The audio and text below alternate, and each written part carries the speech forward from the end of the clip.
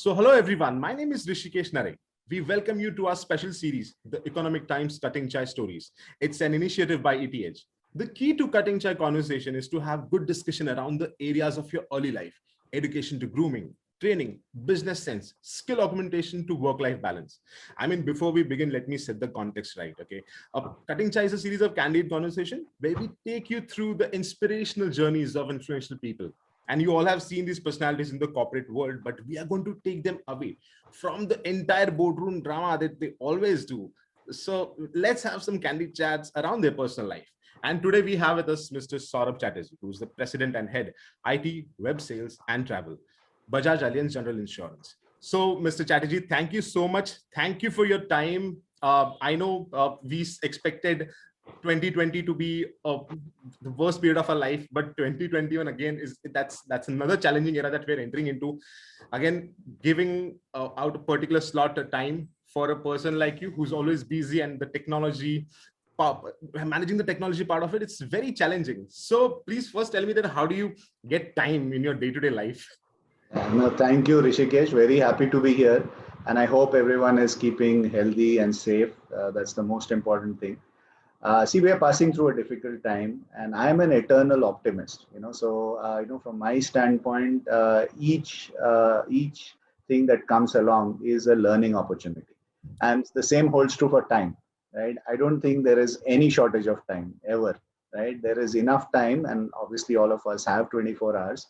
But how do you make time for the things that you want to? And that includes everything, right? Whether it is work, whether it's personal, whether it is your hobbies.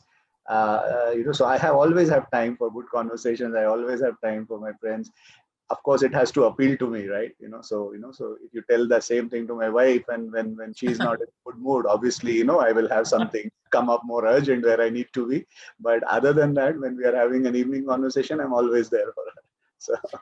I mean, I get that part where, you have to give slots to each priority that you have, but anywhere you're sacrificing. I mean, there must be one of the things that you must be sacrificing, but I sacrifice sleep, but okay, that's it, but nothing else. Do you sacrifice any part of it? I think, see, again, as I said, at any given point of time, there are priorities, and you need to be clear on those priorities, whether it's anything.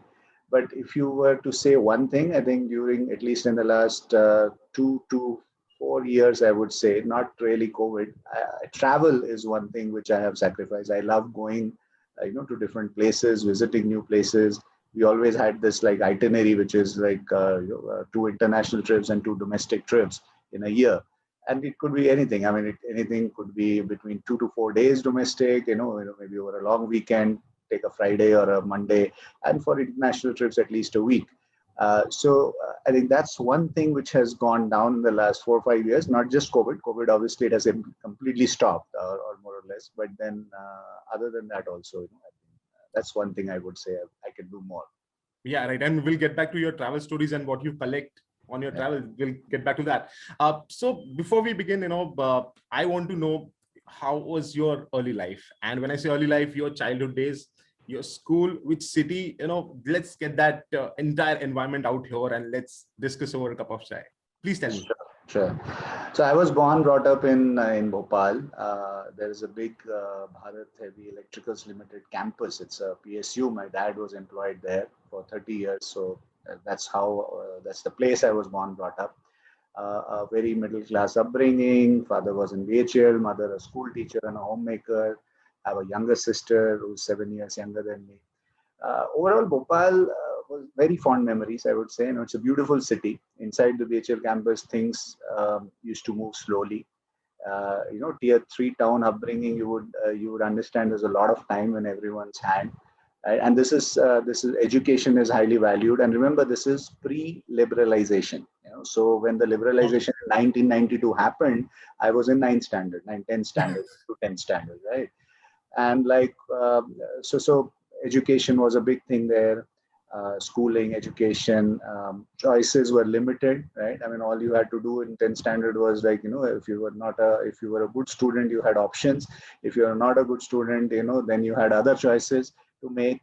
Economics and commerce, which is so valued now, right? Used to be like number 3 choice there at those times because medical and engineering were the only choices there. Like all Bengali households, food is a big thing. So again, I'm not a Bong who's born brought up in Kolkata, right? So I'm more a Madhya Pradesh guy. My Hindi is better than my Bengali, not in speaking, but I can write better Hindi and read better Hindi than what I actually can write. I'm semi-literate in Bengali, right? So Okay. I obviously were born brought up in that city. So this is how things were. Neighborhood was very closely knit. They used to stand up for each other in thick and thin. I, as a person, had very close friends. Not extremely social. Was happy with my own company, but was in all groups. And participated in a lot of activities in both in the neighborhood as well as in my school days. So these are the things that come to my mind in terms of what were the early days. Bhopal as a city still evokes very fond memories. And if I always, obviously my parents are there. I lost my dad in last December, just a few months back, but we still have our house. My mom is there. She's now obviously traveling between me, my sister, and a place. But very fond memories of the city, and very close friends, and then they're all the memories are there. So Yeah, I mean, I absolutely get that part. When I move to, when I go to other cities and comparatively smaller cities than Mumbai, I find so much peace there. I get so much time there, and then that time maybe my thinking process is different on a different level altogether. And right. Mumbai or cities like Mumbai, Bangalore, Delhi, any city that you take for that matter, we just keep on rushing things, and that was the reason I asked you that how do you manage time, because there I don't know what happens to other cities. There we get time, but when you come to Mumbai, I think, or bigger cities, what we feel that we are responsible to run the entire circus, and we have to run around. I don't. That's the I think No, no, I mental can block that. no, no, no, sorry to guy. I can completely relate to that. See, I was in Mumbai for 7 years, right? And after my engineering, I went to the US for 12 years. We stayed there. So each state, even there, each state, each country has its own sort of, the things that you like and the things you don't like. Now in Mumbai, never sleeps. We know that, right? But the moment you go to a different city like Bhopal, or even when we go on vacations to say places like Goa, the pace of those cities automatically calms you down, right? So I can completely relate to that. Yeah. And so I don't know, but again, I'll go back to Bhopal and I'll say that. So do you have this dream in your mind that when you were doing your schooling day, like around your schooling days, like 10, 12, that no, one day, I want to lead a multinational company from the technology perspective? Like you had those thoughts in your mind, or you were just, moving along the flow and, getting inspired by the people around you? How is it? To tell you honestly, I didn't know anything. If you really ask me during 10th, why did I take, the mathematics stream? I have no idea. Why in 12th, gave the pre-engineering and got selected and went into an engineering school? No idea. In fact, even during engineering, I did electrical electronics engineering, and then finally, sixth semester when the campus interviews, happened, which was, with Tata Infotech and Infosys. I joined Infosys in campus. During those, I had no idea. I just went along with the flow, right? And then obviously after that, insurance as a domain, insurance as which is a large part of my current, last 20 years career. Again, I had no idea. So one thing remained consistent was I had this, what do you say, I still have that in me, wherein whatever is assigned to me, whatever is, I put my hand on, do it well, do it the best that you can. Not in a competing way with anyone, but do your best. Give it your 100% shot, whatever, 200% shot, and sleep easy at night. That has always been my. So to tell you, I had a grand plan, I had a career plan, it just happened. Now we can say that. Now we can make up a story that I was. So I mean, yeah, I completely get that, but I'm just visualizing everything, what you just spoke about. But what I feel, and don't get me wrong here, whatever we are today, I mean, you're there and I'm here, maybe, but we are the inspirations of someone. Okay.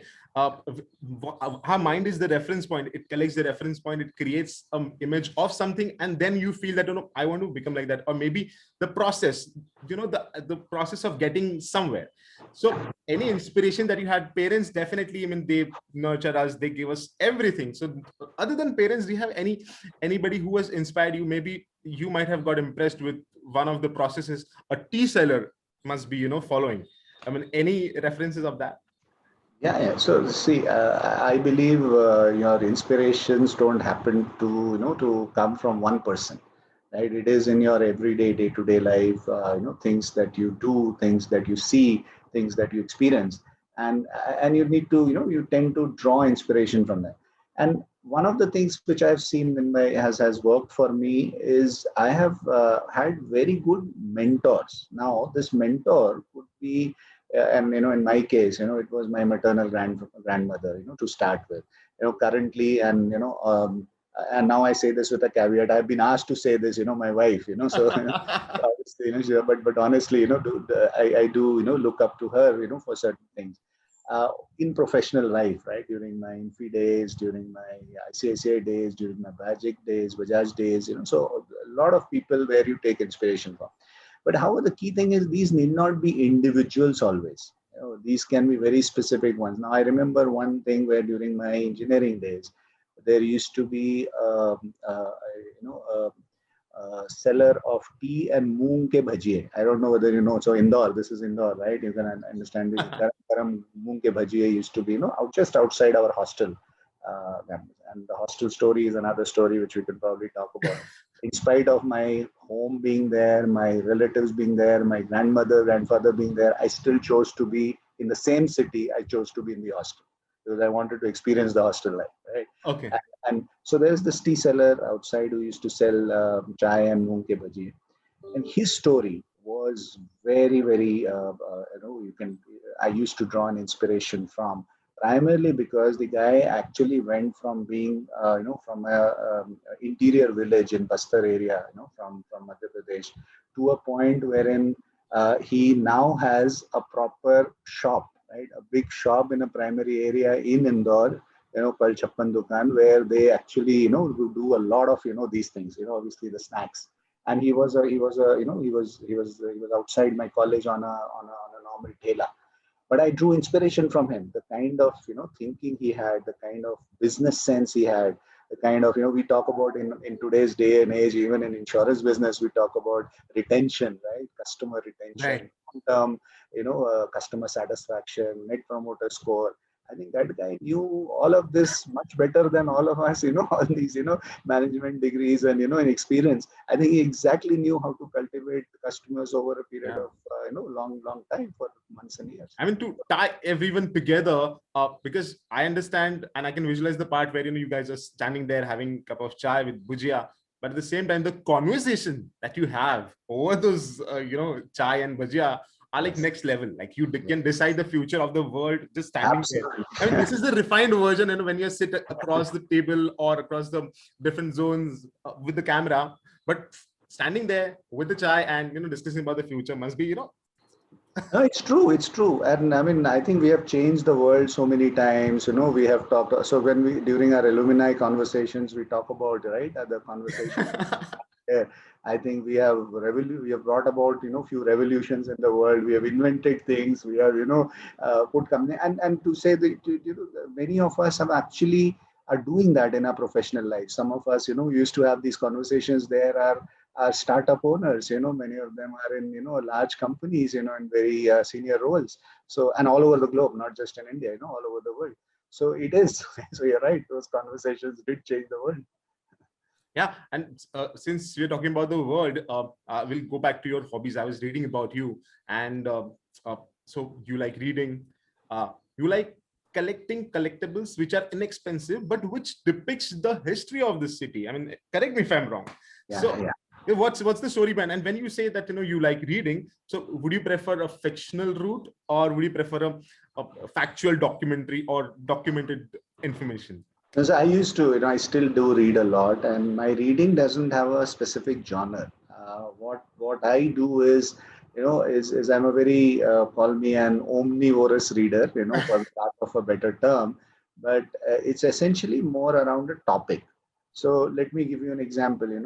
Last 1.5 years, there is, so much COVID and everything around it is happening. A topic that I like or have not like or I'm more inquisitive about is the entire research around vaccine, right? How it gets developed, what happens, so I have just put my hands on anything and everything, from basic, reading around, Googling to Lancet Journal to, the research sort of, documents to, bothering my wife. She's in the same field, bothering, her in terms of how does this research happen, clinical trials, animal trials, So it is more a generic reading around a topic. Doesn't mean that I don't like, so I can pick up a Chetan Bhagat novel, Yeah. immediately, right? Even immediately after that. But essentially, it's around a topic. This is for the reading. From a collectible standpoint, it started with my travel, right? I mean, and we used to during my when I was in the US for 12 years.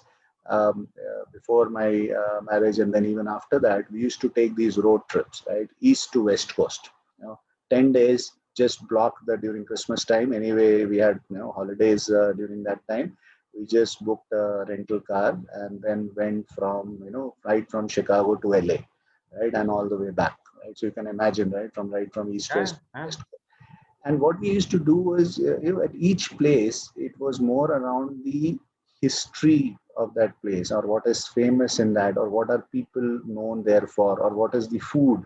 You don't experience cities by, or say, towns by, going into the restaurants or, or going through the airports necessarily. You actually have to be in Midtown, Old Town, right? Places where you really see the history and experience the sort of the cuisine of that place.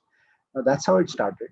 Obviously, true. When we went along, right, you had to collect, you had to collect something memories, which you go along, and that's how I started the habit of picking up these knickknacks, sort of, it could be a fridge magnet, it could be a very simple, something, a statue of something, or it could be, a handcrafted something which is famous for that place, or even, memories around the food or the recipe of that. Now, all of this does add up, right? So every time Right. I Right. move between countries or, in the city, Yeah. there is a whole set of boxes which move with me. But I do revisit them, every time that I get time. So did you ever, I mean, get a ticket from a cop? Because since Yes, you're driving with, yes, okay. So is yes. it like, is it similar to what we all seen in the movies that, they blink a light, then they just move ahead and you have to stop because here, cops really, they have to struggle to get us. But there, I think you just like, when I was talking to my friend, he was like, no, you have to stop. If they blink, you have to stop. So any memories around that? Yeah, yeah, there are lots of memories, but I'll narrate one incident which is so this is we used to live in a place, and this is before I got married. So just for so the caveat is very clear. Yeah, keep on Uh, clarifying all the time. yeah, so the conditions are very clear. So what we used to do is the three of us used to stay together. This was a three-bedroom apartment. Three of us used to share that. Now every Friday evening, the tussle used to be, right, who will cook, right? So the food obviously, and during the day it was an office, so you used to have all the the cuisines which were more American cuisines. But evening, you have to get back to your Indian and desi food. So the problem was who will cook. In those days, so we used to be in a place called Milwaukee, and Chicago was 90 miles from there. Right? So 90 miles, and if you have a car, you could probably do it in 1.5 hours max, right? Or maybe 1 hour 30, 1 hour 20 minutes or so, door to door. Now this was the problem that we used to go every Friday from Milwaukee to Chicago to the Indian street for food, for have to the restaurant, eat food. Imagine, right? Just for dinner, driving 90 miles one way, coming back 90 miles one way, right? And then, so this happened, on our way back. Obviously, we crossed the speed limit. It was around 75 when we were at 85 or 84 or 85. And as like you said, right, the blinkers came in, the cop came in, and then they stopped us. Now my friend was driving. I was in the passenger seat, and the other friend was behind. And the cop comes in, and I don't know how your experience here has been, but the cops there are very, very, right. Excuse me, sir. Very polite. Can you pull down your, and you're not supposed to get out, because if you get out, then they see that as aggression, and they are even allowed to use force if possible, if feasible.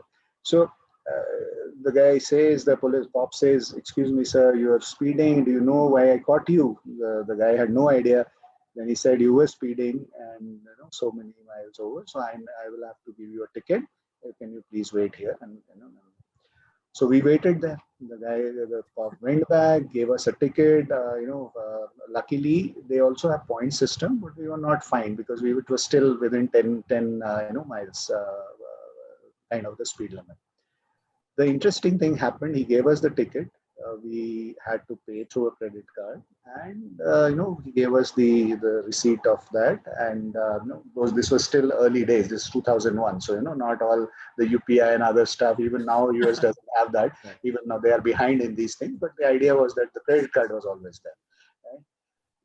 This happened, and then they said, "Thank you. Please drive responsibly." Man, the moment that happened, he went. My friend tried to take a turn back into the lane. This is like on the side, right? He took a lane, and he he didn't see there was a vehicle coming from behind, right? So obviously there was again, a vehicle, and the cop is standing right behind. He again went ahead, stopped us, and came back and said, "Does anyone here have can we see your, the license again once, license and registration number?" So first time also he had asked for it, but he didn't observe that. Now, this time when he asked, my friend gave his license, and this was an Indian license. It was a book license, right? Right. It was not a smart card. And the only thing, he looked at it, and the only thing that was written in English on that license was the word duplicate. Everything else was in Hindi. And so he basically looked at it like this, and said, "Gentlemen, for your safety, does anyone here have a proper license which was issued in the state of, either Illinois or Wisconsin?" I, was raised my hand, behind.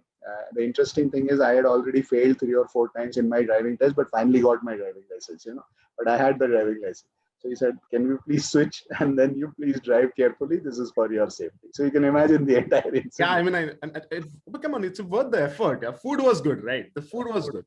Yeah, That was the whole thing. So before we move to our next segment, one question that I would want to ask you, that if given an opportunity, and if say we create a time machine, and if you get an opportunity to go back to days and to meet the 12 years old version of yours, what message or what things, not message could be, sounds a bit serious, what thing that you want to give, and what sort of advice that you want to give to your younger version of to me, to the younger me?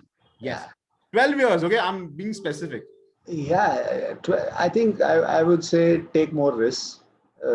Take a lot more risks. I think we are in the tech field. A lot of things after 2007, 2008 has happened in India. It has really exploded. I deal with a lot of fintechs, insurtechs. Now I am in the corporate setting. Somewhere I feel that 12 years, that 12 to 15 years kind of a thing. I think I should have taken much more risks.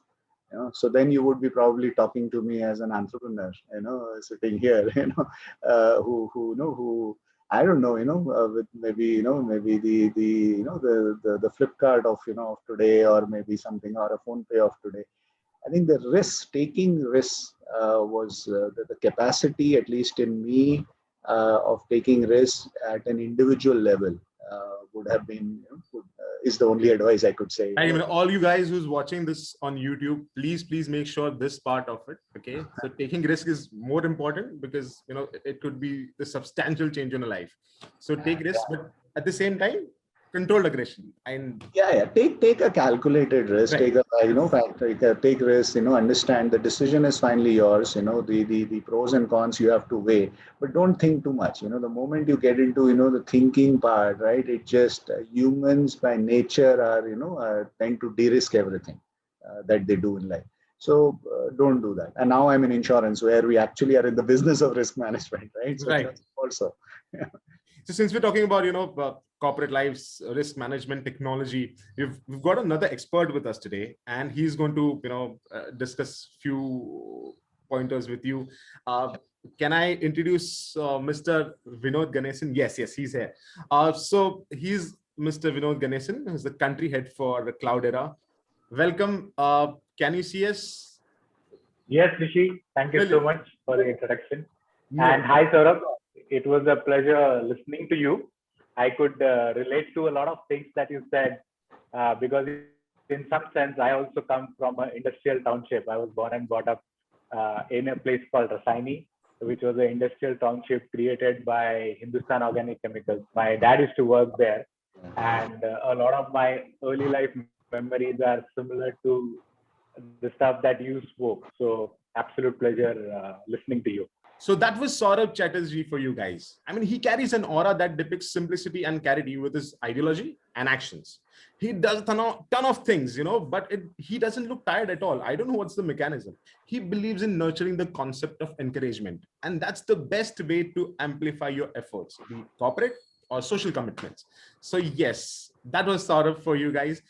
Thank you so much, Saurabh, for your time. Again, it's a pleasure for me to get to know things, the personal side of yours. Pleasure. I'm going to steal so many things, so many concepts, but definitely I'll make sure that I give the due credit to that person wherever I've got that thought from. Thank you, Rishikesh. It was my pleasure. I thoroughly enjoyed interacting with you and Vinod, and look forward to. As I end, I think. All I would like to say is just be happy, stay safe, healthy, and just be simple. Let's keep things simple and have a childlike enthusiasm in everything. I think that solves all problems. I mean, I can't tell you how happy I am when I got to know that even in US they don't have the UPI system. So that's how the place, that's how our country is moving, and I ignore the negative part of it. Whenever people talk about it, I ignore it, but I see the positive side of it. The way our country is moving, one fine day, we'll get there. No, we are already ahead of them in many things, so obviously, at scale, things that we can do at scale, I don't think anyone would have done. And even in the US, people who are driving force behind a lot of these things are actually Indians. I know that's a great thing to hear. So again, thank you so much. We'll see you around somewhere in the corporate circle. Thank you. Yes, have a great day.